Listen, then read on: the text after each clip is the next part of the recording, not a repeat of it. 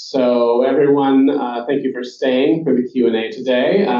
So Shaina Silver-Baird, did I get your name right?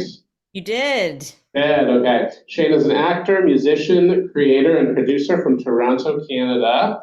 And she's the co-creator, co-writer, executive producer, and star, as you may have noticed, of Less Than Kosher, which premiered at the Toronto Jewish Film Festival last year and won the Audience Choice Award.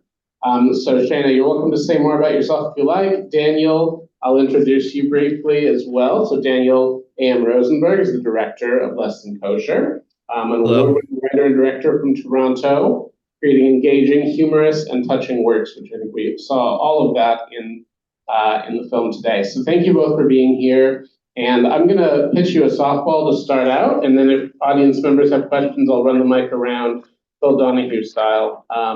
So first, I'd like to know, how did your collaboration begin? How did you decide to tell this story? And also thank you both for being here. Happy to be here. Can everyone see Daniel as well as me, or just my mug? We're gonna change it. There we go. There And we nobody go. wants to see. Nobody wants. I'm behind the camera for a reason, so it's totally fine. All right, well, I'll start on that answer. For me, it all started with the fact that the rabbi who did my bat mitzvah actually essentially convinced me to be a fill-in cantor after I graduated from theater school. And I was like Viv, completely ill-equipped. I don't speak Hebrew. I didn't grow up going to synagogue. I hadn't read the Torah. Like I was wrong. But this rabbi was like, it doesn't matter. You're a good singer. You're a good performer. Let's do it. So I had these kind of like wild experiences being a cantor in my real life, and I felt like maybe there was a story there. So I teamed up with Michael Goldlist, who is the other creator. And he had lots of experiences growing up in synagogue with Daniel, actually. They grew up together. And so we took this kernel of something that happened in my life and expanded it and made it more ridiculous and more extreme. I'm not Viv. And decided to tell this story and apply for grants and see what we could do. And when we needed a director, Michael immediately suggested Dan because they knew each other so well. So I interviewed him, and he was amazing, and I have not regretted our decision, I promise. Daniel, is there anything you'd like to add? Yeah, I mean, I think obviously Shaina and Michael as the creators of this show. I came in later, but I was really fortunate to attend a table read of the script, and I connected with the material immediately. I come from doing music videos, is where I got my start. So it has a musical element, it has comedy, it has Judaism, it has like all the things that I am and do and love. So I was taken immediately and really excited when I had the chance to meet with Shaina. And I think we connected on a really deep level, which helped us kind of work with the material together. Yeah.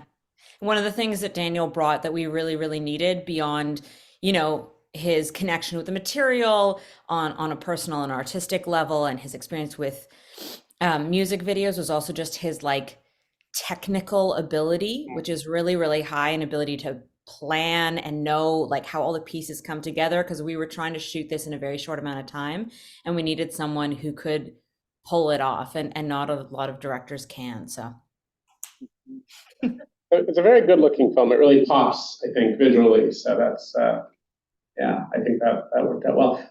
Any questions or comments from the audience? Let's start off with Carl here.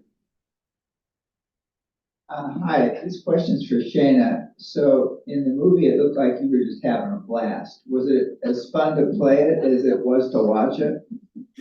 It was a very, very fun. We shot the whole thing in 11 days, which is insane if you know how long it takes to shoot movies. And it was like 11 of the best days of my life. Just so amazing to imagine a world and imagine a set of characters and then have them materialize around you. And I just love being on set. Being on set is one of my happy places. So yeah, I was having a blast. There's lots of stressful things involved with making a movie. But most of those for me came before shooting or after shooting. The actual time on set was a dream. Hmm. Yeah. All right, other questions or comments from the audience? Yeah, I'll go up to Judy here. It's a bit of a hike, but yeah, and Shaina and Daniel, I'm sorry you can't see everyone. The camera can't point two ways at once, otherwise we try to include the whole view. I just love that you made it multi-generational, and I wondered how that process developed. Was that in your head from the start? Was it slow going, or did you decide to add things in later? Let's make this person modern, or let's make the rabbi be wise, or whatever, and parents dynamic there with the daughter. And so, okay, so. Yeah, I'll give my answer, and Dan, if you want to add anything after.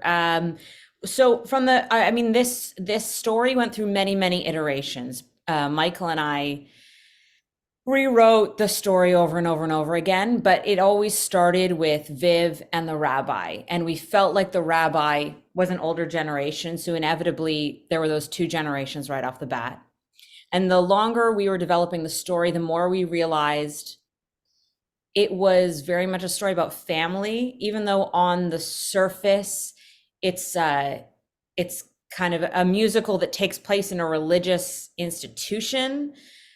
We talked a lot about, we really didn't want to write, it's not a back to religion story really at all. We had a lot of conversations about what being Jewish means to us. And at the end of the day, we felt like family, like the connection we have to our community and to our families is what makes us Jewish and what makes us love being Jewish, and what Viv really is able to rediscover in the babiest of steps at the end of the movie. So inevitably, family involves parents, and parents and children involve generations. And we brought in, like, again, another younger generation with Gabby, with her half sister who was born long after Viv.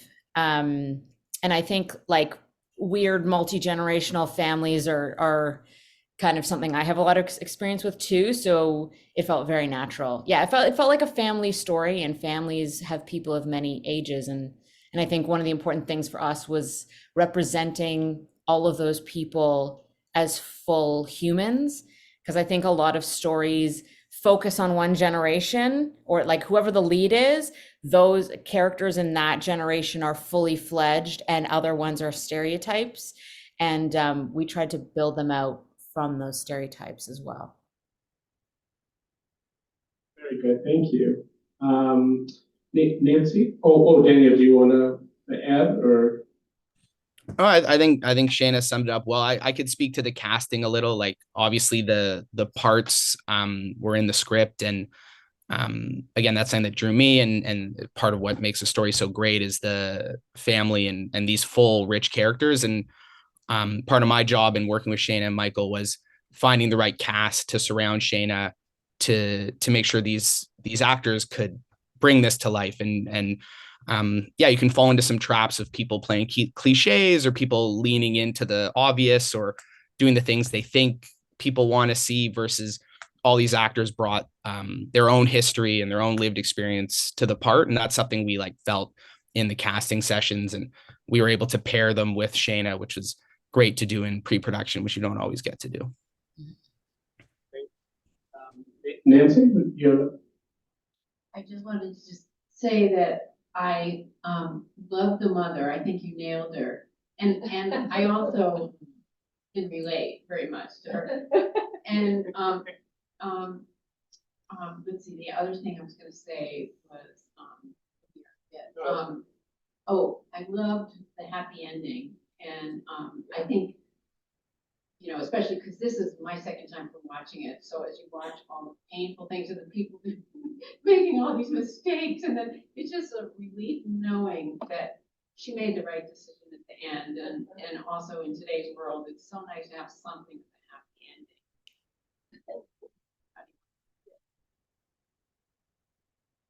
ending. Yeah. I mean, that's one of the things that one of the piece of feedback we've gotten, and one of the things I love about the fact that this film is going to so many Jewish film festivals, especially right now, is that it's Jewish and it brings a little bit of, you know, light and fun and music into the world. And I think we all need that.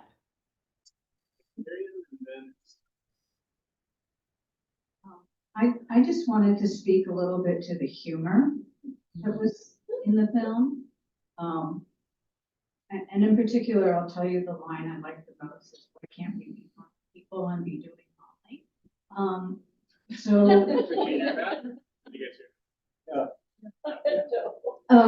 the line where you say, why can't we be like normal people and be doing Molly?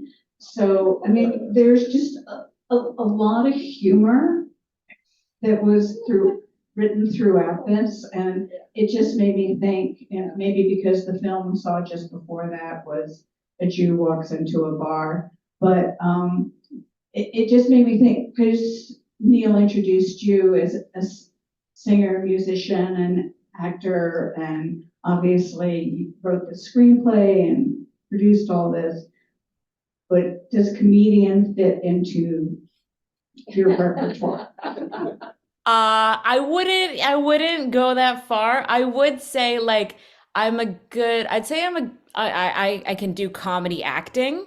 I can definitely be a comedic actor. I'd say Michael is more the comedian. Like if I had to point the finger at who the real comedian is, it's Michael. That line is his. So I'm gonna give him his due. He's a very, very funny individual. And I'm very good at delivering comedy, but I would never, I mean, never say never, but I would like getting up and doing stand up is probably my worst nightmare. I love acting in comedies and being funny within situations. But I think I'd call Michael the comedian. What about you, Dan? What do you think? Yeah, having also having grown up with Michael and Yeah. spending time together, causing trouble as kids, I could see that. And yeah, comedy writing and comedy acting and directing is all it's hard when you do it right. It works. When you do it wrong, it's even more obvious. So It's horrible. that's something we really worked hard at, and yeah, I think it shows.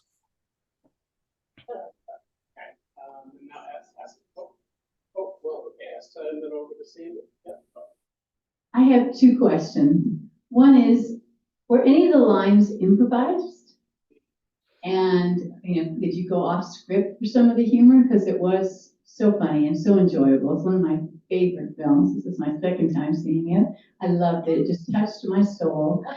And the other question is, where do you see her going in the end? I know she stays and sings, but do you think that she will go to New York at some point, or does she stay and be the cantor?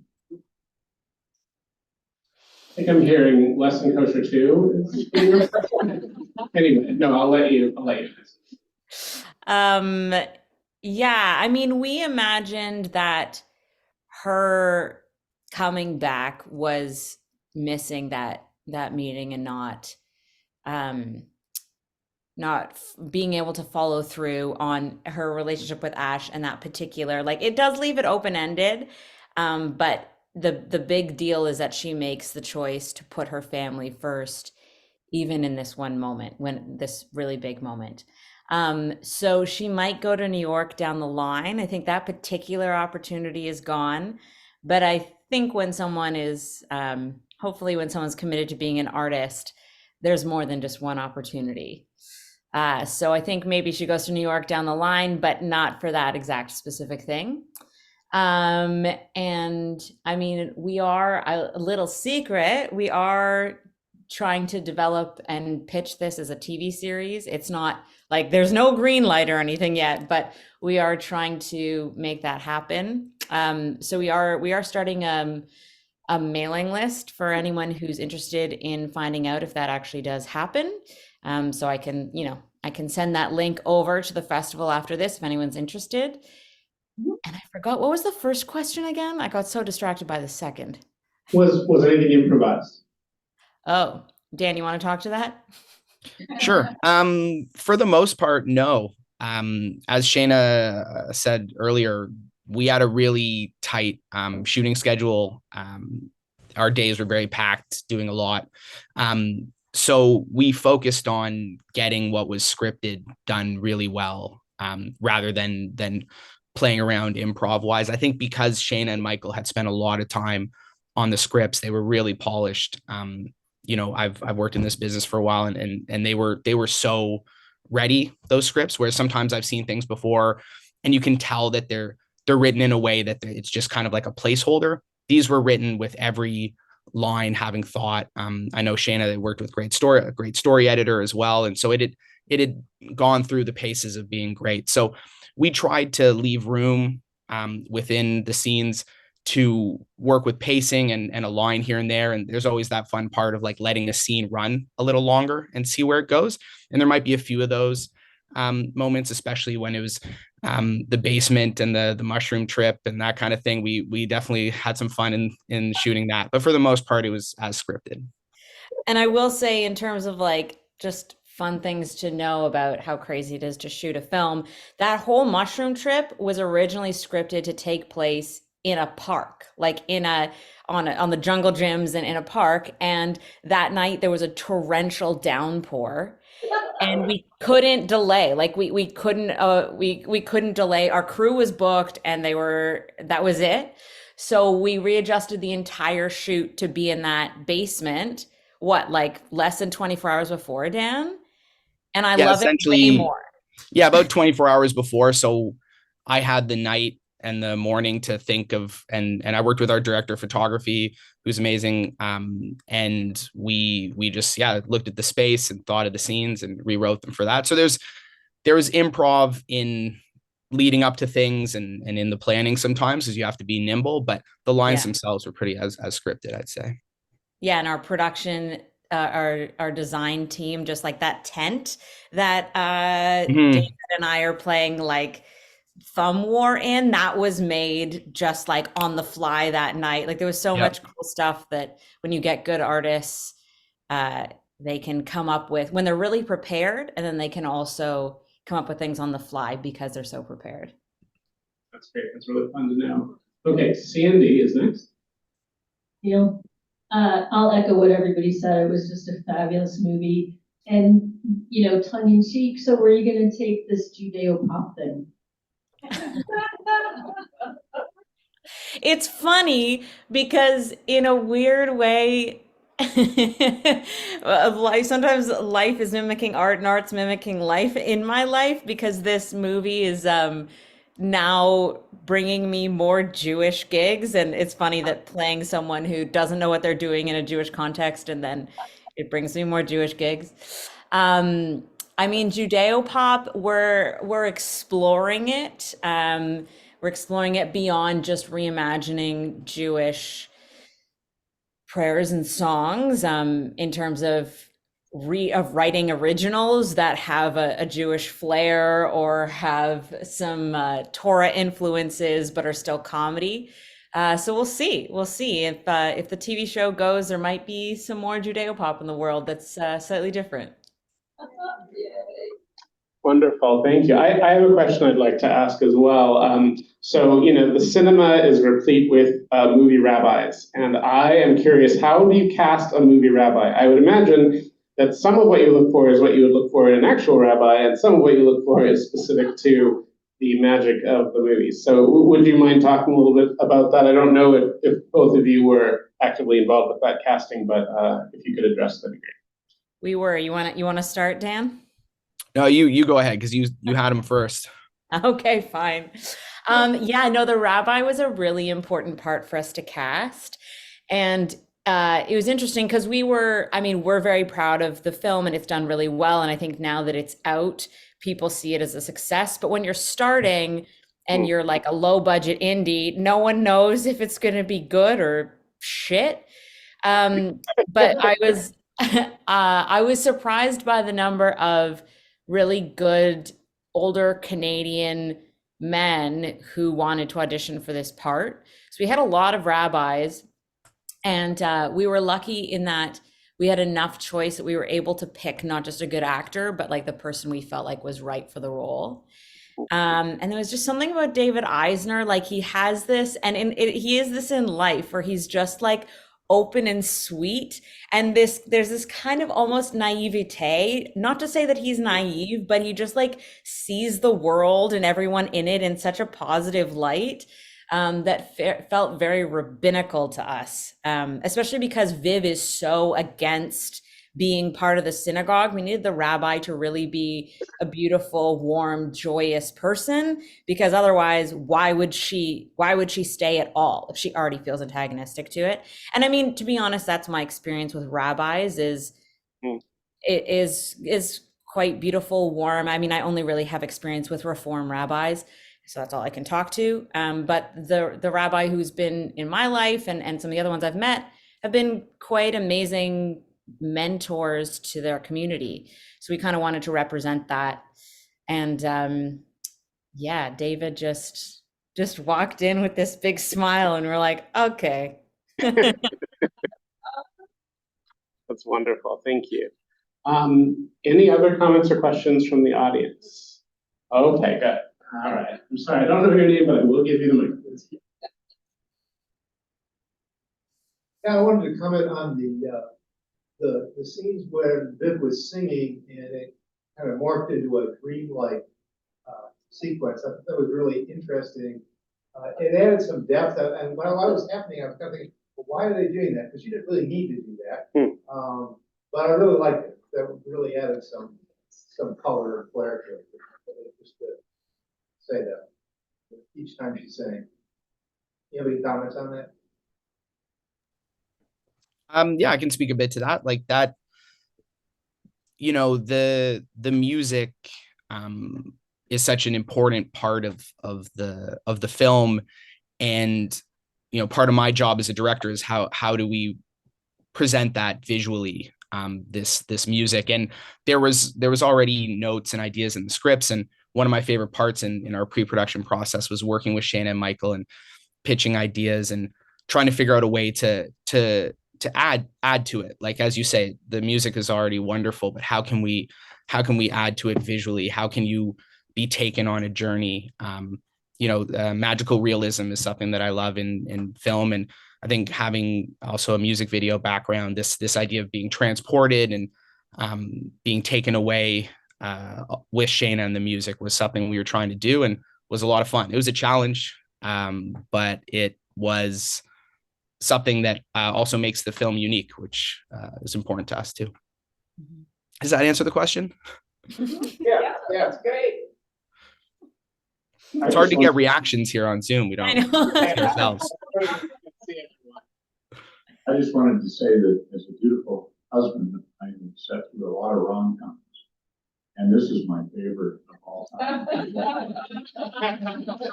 Yeah. I wish you nothing but the best in the future. I'm looking forward to seeing you.